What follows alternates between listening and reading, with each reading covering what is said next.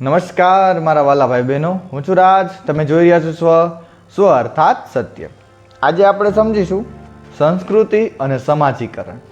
સંસ્કૃતિ અને સમાજીકરણ એ બંને એકાબીજાના પૂરક છે. સંસ્કૃતિનો અર્થ થાય છે કે જીવન જીવવાની રીત. હવે જીવન જીવવાની રીત અર્થાત કે જે પ્રાચીન સમયથી જે ચાલતી આવે છે, જે રીતિ રિવાજો છે, જે કાયદા કાનૂનો છે, પહેરવેશ, કપડાઓ, આ બધી વસ્તુનો જે ઢબ છે, જે બોલીનો ઢબ છે, જે ભાષાનો ઢબ છે, જે લોકોના વર્તનનો ઢબ છે, એ બધી વસ્તુઓ સંસ્કૃતિ અંદર આવરી લેવામાં આવે છે. હવે આ પર આપણે સમજીએ તો સંસ્કૃતિની વ્યાખ્યા જે વિશ્વ પ્રસિદ્ધ છે ને માનવશાસ્ત્રી મેલિનોવ્સ્કીને શું આપી છે કે સંસ્કૃતિ એ વારસામાં મળેલા ઓજારો. સમજો, સંસ્કૃતિ એટલે શું? તો જે વારસામાં મળેલા ઓજારો, સાધનો, હથિયારો, ચીજ વસ્તુઓ, તકનીકી પ્રક્રિયાઓ, વિચારો, ટેવો અને મૂલ્યોની બનેલી છે. અર્થાત જે મેં પહેલાં કીધું કે સંસ્કૃતિ અર્થાત કે જે પ્રાચીન સમયથી આજના સમય સુધી ચાલતી આવે છે અને જે પ્રાચીન સમયમાં હતી અને પછી સમયાંતરે તેનો પરિવર્તન આવ્યો. હવે જે પ્રાચીન વસ્તુ હતી, જેમ કે પહેલાંનો પહેરવેશ હતો, પહેલાંનો વિચાર, બોલી, ભાષા, પહેલાંના કપડાઓ, પહેલાંના મકાનો પણ ઘણા અલગ અને તદ્દન એક વિશિષ્ટ પ્રકારના જોવા મળતા હતા. તો એ બધી જ વસ્તુઓ આજે સંસ્કૃતિ થઈ બની છે. અને આજનો જે સમય છે, આજનો સમય, આજના કપડાં, બોલી અને પહેરવેશ એ આવતા થોડાક વર્ષોમાં, આવતા થોડાક યુગોમાં તે પણ એક પ્રકારની સંસ્કૃતિ થઈ જશે. કે સંસ્કૃતિને કેવી રીતે સમજવી, તો એના ઘણા લક્ષણો સમજવા અગત્યના છે. જેમાં છે સંસ્કૃતિ એક જીવનશૈલી છે. તો સંસ્કૃતિ કેવી રીતે જીવનશૈલી છે? મનુષ્ય પોતાના જીવનકાળ દરમિયાન જેવી રીતે જીવન જીવતો હોય છે, જેમ કે બાળક હોય તો એ સ્કૂલ, શાળાએ જાય, એના પછી થોડોક મોટો થાય, લગ્ન જીવન હોય જેમાં કુટુંબ પહેલાં એને સંભાળે, મોટો કરે, રાખે, ભણાવે, ગણાવે, પછી લગ્ન કરાવે, પછી એનું એક કુટુંબ બને. આ જે એક જીવનશૈલી છે ને મિત્રો, આને સંસ્કૃતિ કહી શકાય. સંસ્કૃતિ એ શીખેલી વર્તણૂક છે. હવે કોઈ બાળક છે ને, એના માતા પિતા પાસેથી શીખે, આચાર્ય શિક્ષક પાસેથી શીખે, મિત્રો પાસેથી શીખે અને એ પ્રકારનું વર્તન કરે, એ પ્રકારનું એક સમાજ ઘડે. સંસ્કૃતિ એ સમાજનો ખૂબ અગત્યનો અને ખૂબ જટિલ પાસો છે, કારણ કે સંસ્કૃતિ એ સમાજને બનાવે છે. સંસ્કૃતિ એ દર્શાવે છે કે કોઈ સમાજની રચના, કોઈ સમાજની માનસિકતા, કોઈ સમાજનું ભૂતકાળ કેવું હોઈ શકે, અહીંયા પછી કેવું હતું. આ એક સંસ્કૃતિ દર્શન આપે છે. સાથે સાથે સંસ્કૃતિ માનવીના સમાજ જીવનની આગલી પેદાશ છે. જેવી રીતે મેં પહેલાં કીધું, સંસ્કૃતિ આમતોર પર માનીએ ને તો ભૂતકાળથી મળી આવે છે. કારણ કે જે પહેલાંના વિચારો હતા, પહેલાંની બોલી હતી, પહેલાંનો પહેરવેશ, કપડાં, ઢબ, શૈલીઓ, શિલ્પકૃતિઓ, મંદિરો, આ બધી જ વસ્તુ સંસ્કૃતિઓ માંથી મળી આવે છે. તે કારણે આપણે કહી શકીએ કે સંસ્કૃતિ શું હતું? તો જે પહેલાંની પેદાશ હતી, પહેલાંના જે લોકો હતા, એ લોકોએ જે પ્રકારની પોતાની વિચારધારા દ્વારા સમાજમાં જે પ્રકારનું ઘડતર કર્યું ને, તેને સંસ્કૃતિ તરીકે ઓળખવામાં આવે છે. હવે તે સાથે સાથે સમજીએ તો જે છે સાતત્ય, વિકાસશીલતા અને પરિવર્તનશીલતા ધરાવે છે. હવે સાતત્ય અર્થાત કે આજના યુગમાં એ સંસ્કૃતિ કેવી રીતે દર્શાવે છે. જેમ આપણે માનીએ કે પહેલાં જે સંસ્કૃતિ હતી, પહેલાંના સમયમાં જેવો લોકોનો બોલીઓ, પહેરવેશ હતો, વિકાસ હતો, શું આજના યુગમાં સરખો જ છે? ના, થોડો ઘણો ફેરફાર અને થોડો ઘણો વિકાસ થતો રહે છે. વિકાસશીલ અને પરિવર્તન જ જીવનનું એકમાત્ર લક્ષ્ય છે. હવે પરિવર્તન એ જીવનનું તો ઠીક છે, સાથે સાથે સમાજનું પણ એકમાત્ર લક્ષ્ય છે.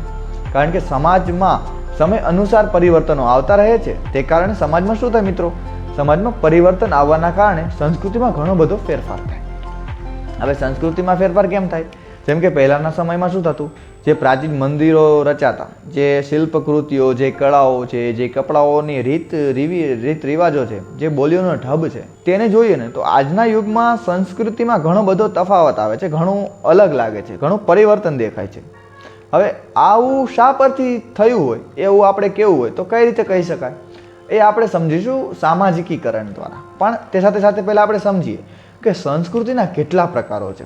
તો સંસ્કૃતિના 4 પ્રકારો છે. પહેલું છે ભૌતિક સંસ્કૃતિ. હવે ભૌતિક સંસ્કૃતિ અર્થાત શું? તો એવી સંસ્કૃતિ જે આપણી સામે છે, જેને આપણે સમજી શકીએ છીએ અને જેને આપણે જોઈ અથવા તેનામાં પરિવર્તન અથવા વિકાસ લાવી શકીએ છીએ. જાણે કે અર્થાત કે જે આ વાંસુડી છે, આ પણ એક ભૌતિક સંસ્કૃતિનો એક ભાગ છે, એક અભિન્ન ભાગ છે. આ દર્શાવે છે કે પહેલાંના સમયમાં કેવી રીતે વાંસુડી વગાડવામાં આવતી હતી. હા, પહેલાંના સમયની જે વાસુડી હતી તેની બનાવટમાં કે વસ્તુની જે બનાવટ છે ને એમાં થોડો ઘણો ફેર હોઈ શકે, પણ મુખ્યત્વે તે વસ્તુ આ જ પ્રકારની હતી. પહેલાંના સમયની જે પુસ્તકો હતી તે પણ કહી શકાય કે થોડા ઘણા તેના પેજીસ અલગ હોય, યા પછી એની બનાવટની રીત અલગ હોય, પણ આ તે હોય તો આ જ પ્રમાણે. એવી રીતે ભૌતિક સંસ્કૃતિ છે ને તે હોઈ શકે કે થોડો ઘણો ફેરફાર આવે, પણ જે આપણે જોઈ શકીએ છીએ, જે આપણે સમજીએ છીએ, કે જે પહેલાં આપણે એને અનુભવી શકીએ છીએ, જે આપણે સ્પર્શી શકીએ છીએ, જેને આપણે પરિવર્તન લાવી શકીએ છીએ, તેને આપણે ભૌતિક સંસ્કૃતિ તરીકે ઓળખીએ છીએ. હવે સાથે સાથે અભૌતિક સંસ્કૃતિ. હવે અભૌતિક સંસ્કૃતિ એટલે શું? તો એવી સંસ્કૃતિ મિત્રો કે જેને આપણે આમ સ્પર્શ ન કરી શકીએ પણ આપણા જીવન સાથે જોડાયેલી છે, જેમ કે બોધાત્મક અને ધોરણાત્મક. બોધાત્મક એટલે શું કે અર્થાત કે માની લ્યો કે મારા જીવનમાં કોઈ પણ પ્રકારની વસ્તુ શીખવી છે, તો મારે આ બાંસુરી શીખવી છે. આની જે શીખવવાની કળા છે ને એ છે બોધાત્મક, મતલબ કોઈ વ્યક્તિ દ્વારા મને આનું જ્ઞાન મળ્યું કે આ વાંસુડીને આપણે આ પ્રકારે વગાડી શકીએ, કોઈએ મને બોધ આપ્યો, એને બોધાત્મક સંસ્કૃતિ કહેવાય. અર્થાત કે જીવનમાં આપણે આપણા જીવનને સમજવું હોય, જીવનમાં ઘણા સુધારાઓ લાવવા હોય, જીવનમાં વિકાસ કરવો હોય, તો શિક્ષણ છે, કોલેજ છે, શાળાઓ અને કોલેજો દ્વારા બાળકને એક શિક્ષણ આપવામાં આવે છે, જેના દ્વારા બાળક પોતાની ઈચ્છા પ્રમાણે કોઈ પણ પ્રકારની સ્ટ્રીમ અર્થાત કે કોઈ પણ પ્રકારની વિષય લઈ શકે અને તે પર આગળ ભણી શકે અને એ પર પોતાનું જીવન સમજી અને સુધારી શકે. આ બોધાત્મક સંસ્કૃતિ છે જે દર્શાવે છે કે સમાજમાં જેમ કે થઈ શકે કે આપણા માતા પિતા છે એ આપણને કોઈ પણ વાત સૂચવે કે કોઈ પણ આપણા જીવનમાં કરવા માટે કોઈ કાર્ય આપે, ત્યાં પછી આપણને કહે કે તું આ નહીં, તું આ વિષય ભણ, યા પછી તું આ કર, યા પછી આવું કરવું જોઈએ, યા પછી આવું ન કરવું જોઈએ. ટૂંકમાં કે આપણને સમજાવે કે આપણે સમાજમાં શું કરવું જોઈએ, શું ન કરવું જોઈએ, એક પ્રકારનો બોધ આપે, યા પછી આપણને સુઝાવ આપે. આને બોધાત્મક સંસ્કૃતિ કહેવાય. તો ધોરણાત્મક સંસ્કૃતિ શું? તો થોડુંક આનાથી વિરુદ્ધ પણ ના કહી શકીએ, પણ થોડુંક આના મિલતું જુલતું છે. ધોરણાત્મક સંસ્કૃતિ અર્થાત કે સમાજમાં આપેલા કાયદા કાનૂન કે ભાઈ આ કરવું જોઈએ, આ ન કરવું જોઈએ. અગર આ કાયદા કાનૂનનું પાલન ન થાય તો સમાજ દ્વારા અદાલતોમાં તેના પર કાયદા કાનૂન દ્વારા તેના પર જે પણ કાર્યવાહી થતી હોય તે થશે. અને જો સમાજે નિયમો બાંધ્યા હોય કે ભાઈ સમાજમાં તમે આ પ્રકારના કાર્યો કરી શકો, આ ન કરી શકો, એ જે ભાગ છે ને એ જે દર્શાવે છે કે તમે આ કરી શકો અને આ ન કરી શકો, એ જે દર્શાવવાની રીત છે ધોરણાત્મક, મતલબ એક પ્રકારનું બંધન ના કહી શકીએ આને, પણ એક પ્રકારની વસ્તુ કે જેનાથી તમે એના પર ન જાય, એનાથી તમને છૂટ ન મળે કે તમે આ પ્રકારના આનાથી વિરુદ્ધ કાર્ય સમાજમાં કરી ન શકો, એ પ્રકારનું એક પ્રકારનું ધોરણ, જેને ધોરણાત્મક સંસ્કૃતિ કહેવાય. 19મી સદીમાં સંસ્કૃતિને છે ને સમાજ જીવનને બસ સંસ્કૃતિ તરીકે જ ઓળખવામાં આવતું હતું કે જીવનશૈલી છે ને એ જ આપણી સંસ્કૃતિ. આ 19મી સદીમાં હતું. પણ 20મી સદીની જ્યારે શરૂઆત થઈ ને મિત્રો, ત્યારે સભ્યતાને સંસ્કૃતિ તરીકે ઓળખવામાં આવે છે. ત્યારે ફક્ત ખાલી જીવનશૈલીને નહીં પણ સભ્યતાને. હવે સભ્યતા અર્થાત શું? એટલે સભ્યતા અર્થાત કે જે પ્રાચીન સમયમાં હડપ્પા હતી, મોહેંજો-દડો હતી, આ પ્રકારની જે સભ્યતા હતી એ કેવી રીતે રહેતી હતી, કેવી રીતે એમનો વિકાસ થયો અને કેવી રીતે એ લોકો પછી વિલુપ્ત થઈ ગયા, આ બધું જ આપણી સંસ્કૃતિ અંદર જ આવે. કારણ કે પ્રાચીન સમયમાં તે ભારત દેશમાં જ રહેતા હતા અને ત્યાં જ વિકાસ થયો, અહીંયા જ તેઓ વ્યવહારો કરતા, અહીંયા જ તેઓ ખેતીવાડી કરતા, અહીંયા જ તેઓ વિદેશ સાથે વેપાર કરતા, તો આપણા જ એક ભાગ થયો. તો આ બધી જ જે સભ્યતાઓ છે તે પણ આપણા સંસ્કૃતિનો એક ભાગ છે. તેથી જ ફક્ત અત્યારની જે જીવનશૈલી છે કે પછી જેટલા આપણને પુસ્તકો મળી આવ્યા એ જ ફક્ત આપણી જીવનશૈલી દ્વારા જે પુસ્તકો મળી આવ્યા કે શિલ્પકલાઓ મળી આવી કે મંદિરો મળી આવ્યા, ફક્ત એ જ આપણી સંસ્કૃતિ નથી, પણ આપણી સંસ્કૃતિ તે સાથે સાથે જે પ્રાચીન સભ્યતાઓ હતી ને તે પણ આપણી સંસ્કૃતિનો એક ભાગ છે. સભ્યતાને સમજવા માટે તેને બે ભાગમાં વિભાજિત કરવું પડે. તો સભ્યતા એક છે યાંત્રિક સભ્યતા, એક છે સામાજિક સભ્યતા. હવે યાંત્રિક સભ્યતા અર્થાત એટલે શું?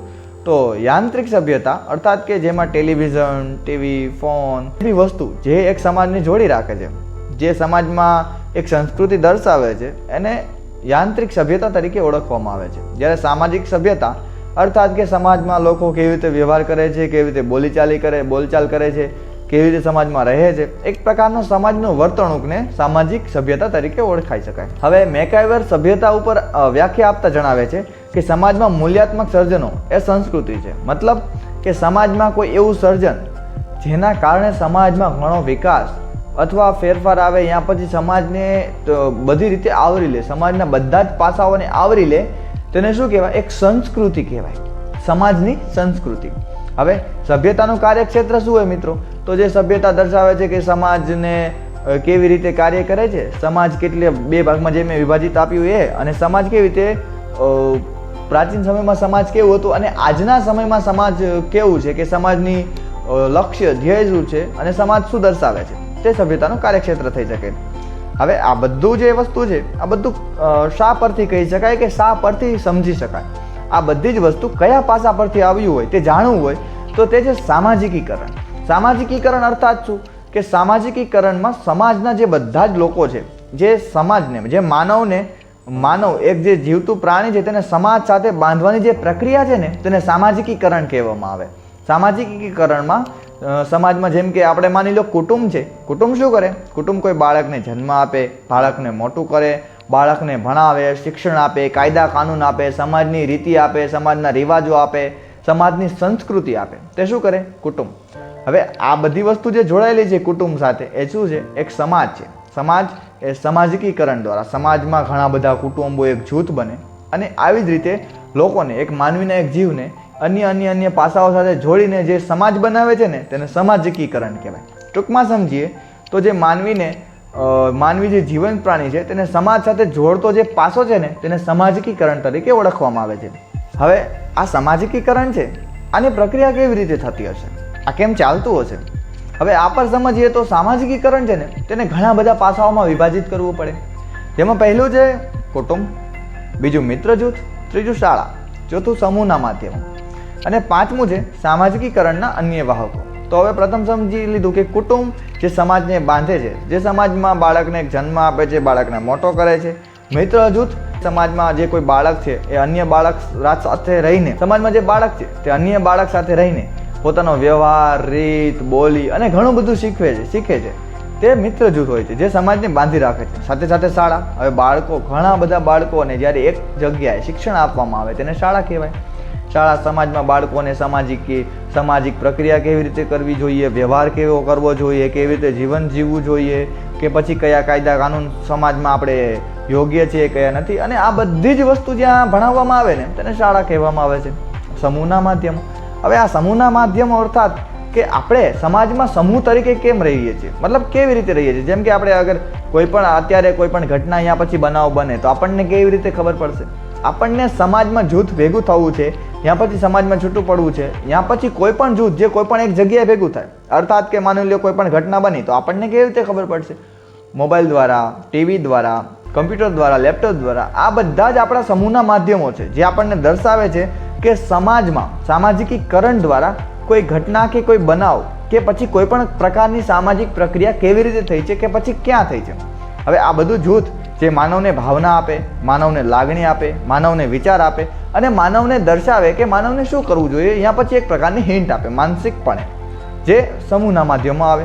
અને સામાજિકીકરણના અન્ય પાસાઓમાં ઘણા બધા પાસાઓ લઈ શકીએ, અર્થાત કે જેમાં માની લો કે રોડ છે, જેમાં રોડ વ્યવસ્થા છે આજના સમયમાં, જેથી સમાજમાં જે ઘણા બધા લોકો છે જ્યારે તેને એક જગ્યાએ એકઠું થવું હોય તો બહુ ટૂંકા સમયમાં એકઠું થઈ શકે છે. સાથે સાથે ઘણા બધા એવી ઓડિટોરિયમ હોય, સાથે સાથે લોકો જ્યારે ભેગા થવા હોય તો એના કાયદા કાનૂન ઘડ્યા હોય, જેમાં પોલીસ કોઈ પણ પ્રકારની સમાજમાં એક જૂથમાં ભેગું થવા માટે આપણે ત્યાં અરજી કરવી પડે અને પોલીસ છૂટ આપે. તે કારણે આપણે સમાજમાં આ એક કાયદો છે જેથી તમે સમાજમાં કોઈ પણ જગ્યાએ જૂથ એકઠું થઈ શકે અને પોતાની વાત રજૂ કરી શકે. અહીંયા પછી તમે સમાજમાં કોઈ પણ જાહેર જગ્યાએ લોકોને જૂથ એક ભેગું કરી શકો છો. તો આ હતો સમાજમાં સંસ્કૃતિ અને સામાજિકીકરણનો પાસો. આગલા વિડીયોમાં આપણે વધુ જાણશું સમાજ વિશે. જો વિડીયો પસંદ આવે તો લાઇક, શેર અને સબસ્ક્રાઈબ કરવાનું ભૂલશો નહીં. આભાર. જય હિન્દ.